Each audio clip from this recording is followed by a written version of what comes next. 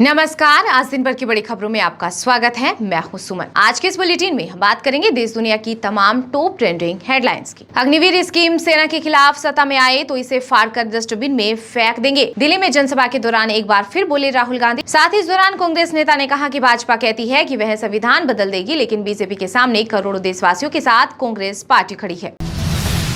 हम लागू करवाएंगे हाईकोर्ट का आदेश। बंगाल में ओबीसी आरक्षण विवाद पर केंद्रीय गृह मंत्री अमित शाह की 2 टूक। कहा कि संविधान नहीं देता धर्म के नाम पर आरक्षण की कोई अनुमति। मुस्लिम रिजर्वेशन करेंगे खत्म।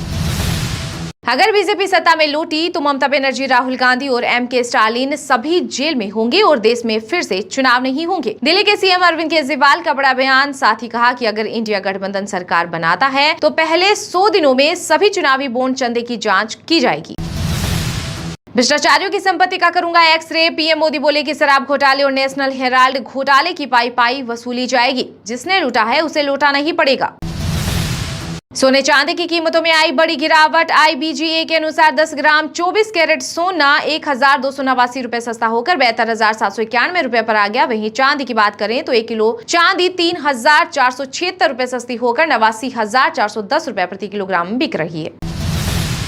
अग्निवीर स्कीम में होगा बदलाव। सेना करा रही सर्वे। ट्रेनिंग के स्टाफ से लेकर यूनिट कमांडर्स तक से अग्निवीरों को लेकर पूछे जा रहे कई सवाल।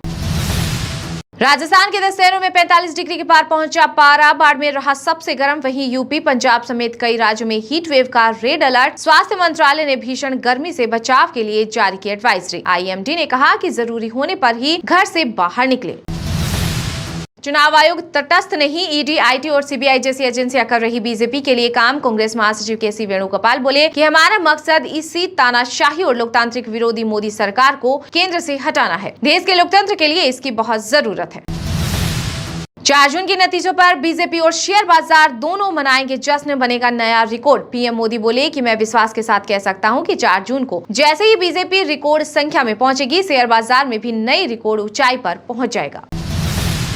बीजेपी कर रही मुसलमानों के साथ भेदभाव। यूपी के प्रतापगढ़ में चुनावी सभा के दौरान बोले असदुद्दीन ओवैसी। कहा कि भाजपा सिर्फ मुसलमानों का वोट लेना चाहती है। वहीं सपा सांसद ST हसन बोले कि उम्मीद है इंडिया ब्लॉक की सरकार बनते ही मुसलमानों को भी मिलेगा आरक्षण। वीडियो पसंद आया है तो लाइक कीजिए और हाँ, अभी तक आपने इस चैनल को सब्सक्राइब नहीं किया है तो सब्सक्राइब करके बेल आइकन को प्रेस जरूर कर लीजिएगा।